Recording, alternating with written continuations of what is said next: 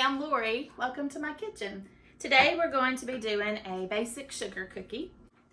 And after we bake them, then we're going to have some fun decorating them. So the first thing, let's get started by preheating the oven. All right, I have a convection oven. I have a double oven that I'm very thankful for. So we're going to put 400 degrees. Then I'm going to convert it to convection. And we're going to do both ovens because we're going to do a lot of cookies today.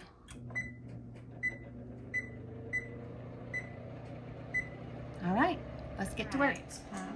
I'm going to tell you as we go, the amounts of each thing, but we'll have the recipe at the end for you so that you can have it easily accessible. So the first thing is 2 sticks of softened butter.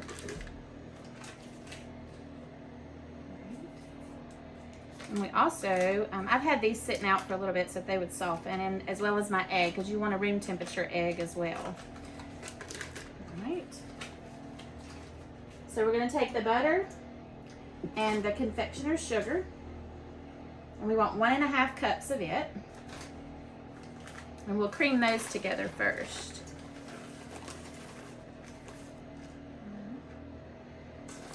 I have a hard time being an exact measure and timers, but I'm going to do my best today for you guys to do it the right way. My family fusses at me because I say, oh, well, they're done when they're done. But I will try to do better for you guys. So the first thing we're going to do is we're going to cream these 2 together. One thing I like to do also is I like to stop it about halfway between and scrape the sides down. Then that way it incorporates the powdered sugar a little bit better. So let's do that real quick.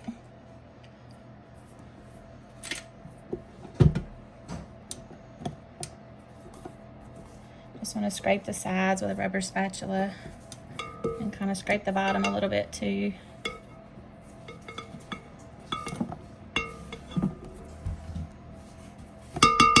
All right, let's give it a little bit more here.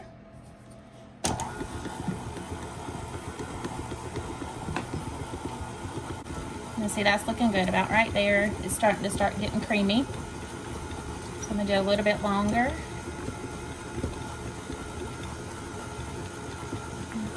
And that looks like a good consistency. We'll stop it right there. All right, and the next thing is we're going to put an egg in a separate bowl. There's something in that bowl. And here we're going to put our flavorings or emulsions, if you would prefer emulsions. Well, I normally just use the flavorings. Emulsions will probably give it a little bit more of a stronger flavor. All right, so you put an egg in a separate bowl, and then now I'm going to add my flavorings. I'm going to do a teaspoon of butter flavoring. I'm going to do a teaspoon of vanilla. And I'm not really a huge fan of almond flavoring, so I may not do a full teaspoon of it. The recipe actually says 2 to 3 teaspoons of whichever flavorings you want to put in there. You don't even have to add the almond if you don't want to, but it does give it a really good flavor. And once I'm done with that, I'm going to kind of mix it up just a little bit and kind of break the yolk up a little bit. Ooh, I smell that almond. That's good. All right, so now we're going to add that to our creamed sugar and butter. I want to get all that out of there. Okay. And then we're going to mix again for just a little bit longer to incorporate the egg in with it.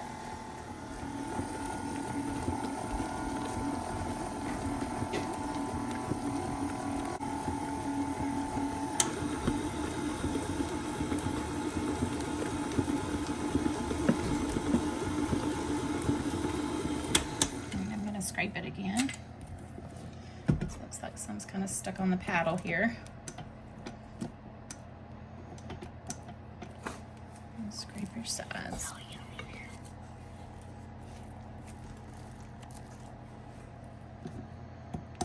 Okay. Now mix a little bit longer.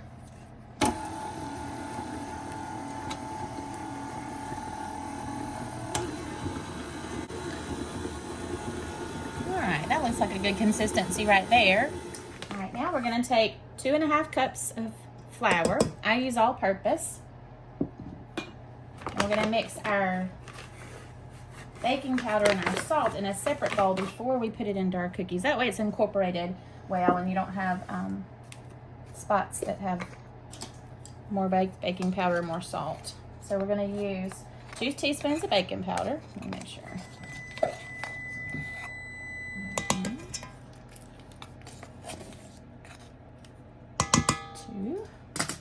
And a teaspoon of salt. And this is actually pink Himalayan salt. Okay. I'm just going to take my teaspoon and kind of mix this up together to get the salt and baking powder mixed in really well before we put it in. All right. That looks good. And now we're going to put it in with our creamed mixture.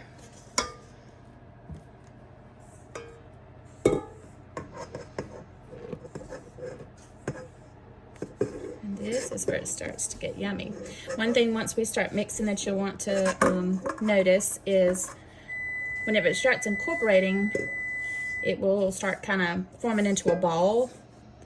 And when it's not sticky, you know that it's perfect. You don't want it to stick to your hands. All right, I'm gonna mix this again. See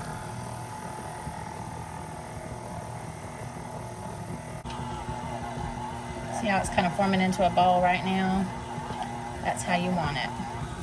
Kind of sticking to the paddle. And you don't want to mix it too long, because when you mix it too long, it can make your dough stiff. And it'll change the texture of your cookie. So this is what your dough should look like now. Now before we put it out on the mat, I want to talk a little bit about the, baking is a passion of mine. I told someone the other day that I cook because we have to eat, but I bake because I love it. But baking also, and really any cooking, when you have the proper tools, it makes it so much easier and funner. And I have some tools that I wanted to tell you about today. I'm a huge fan of Pampered Chef. You'll see that before this video is over. This mat is amazing. It's whatever that it's made out of, it just lays perfectly flat. And when you roll it up, you can do it any way you want in the cabinet and it never gets a crease. And it rolls back out just as flat as if it were brand new. And also, I have this rolling pin. And I love this rolling pin because if you'll see on the end, you can take the end off and it has these little colored rings. And depending on which thickness of a cookie you want, or if you're doing biscuits or whatever, it has a size on there. This is the inch size. Of course, it has millimeters if you know metric. I don't. But because I like a big, fat, thick sugar cookie, we're not going to change the size on them. We're going to do the biggest size. There we go. All right. So you want to make sure that you have a good floured surface, because the dough is still a little tacky. So we're just going to put just a little bit on the mat. I'm also a very messy cook, so I like to use my hands a lot. All right, I'm just going to put just a little bit of flour on top so that as we're rolling it, I'm going to dust some flour on my rolling pin and some on my hands as well.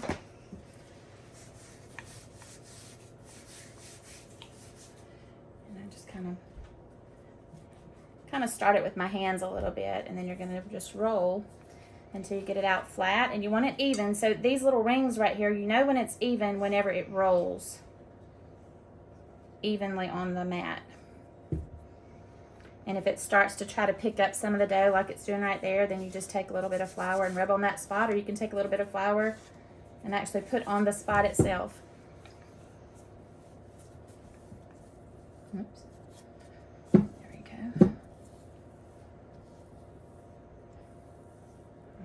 That looks good.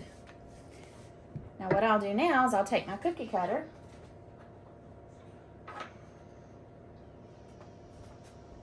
we're gonna make some hearts today.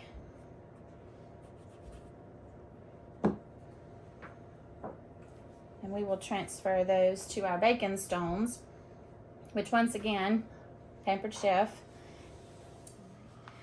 We're a family that loves to cook together. We like to get in the kitchen and have fun and make things, and of course we like to eat them. But one thing I always tell my kids and any of my students that come through my cake classes or my sewing classes is whatever we do, we need to do it to honor and glorify the Lord and to bless other people with it. So even with cookies, you can do it to honor and glorify the Lord and bless other people. We, in fact, just at Valentine's Day, the boys and I were able to make cookies for our friends that came over to our Valentine party, but we also were able to take some to some family members and to some people who were sick, just to hopefully put a smile on their face. And when we're done, we will decorate these, and then I'm going to show you how you can decorate them, package them in a cute way to give to other people. And one good thing about this as well is this dough does not have to be refrigerated before you use it like a lot of sugar cookie doughs. I like that about it. And it freezes well. At Christmas, I made some cookies and we put them decorated in the freezer and for about a week, and they were great. They tasted just as if they were fresh when we took them out. So I'm gonna do some hearts, and we're gonna do some little bunnies and some carrots. We'll do like an Easter theme, and hearts are always good for any time of the year. And I put my cookies, I use a baking stone, and I'm gonna tell you about a baking stone. You literally cannot burn a cookie or a biscuit. I mean, you probably could if you left it in there long enough, but baking stones are amazing at how they do not let your cookies burn on the bottom like a metal pan would. I use my baking stones literally every single day, and I love them. So I'm gonna cut some of these out, and then we'll put them on the pan, and then we'll put them in the oven.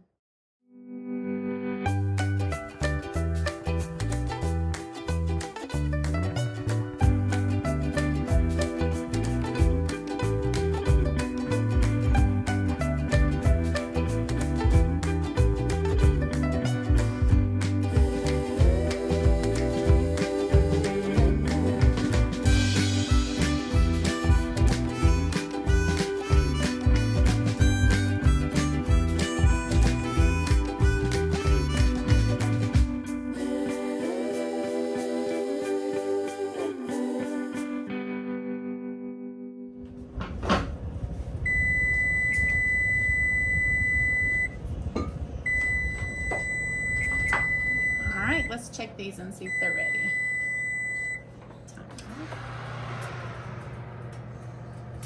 I think they need to go another minute. See how they're starting to turn brown in the little tips of his ears? But he's really the only one, maybe a couple in the back. So we're gonna let it go just about 1 more minute.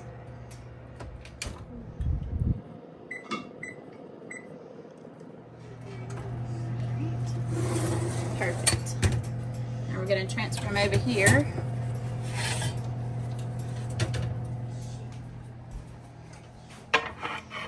We're going to let them cool on the pan just a little bit longer, then we'll transfer them to the cooling racks.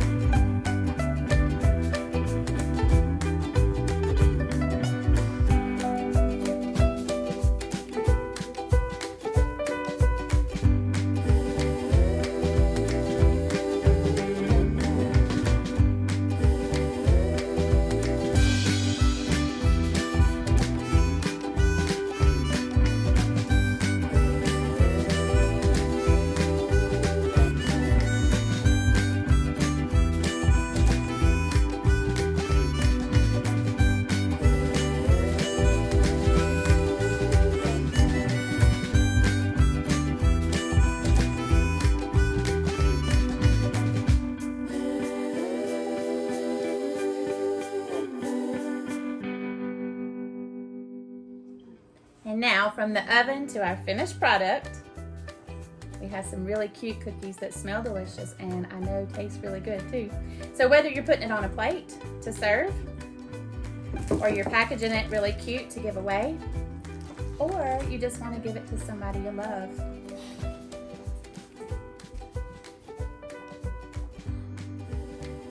It's the perfect cookie. What do you think? I like it. You like it? Good. All right. Now, I have one more helper that's going to come and describe the taste to you.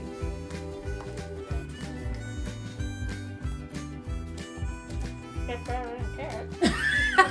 Tastes better than any carrot. I'll agree with that one. Thank you guys so much for coming in my kitchen today and joining me. I can't wait till the next time you get to join me back in my kitchen again for some more fun baking. See ya. Like and subscribe. And drop us a comment below telling me what your favorite cookie is.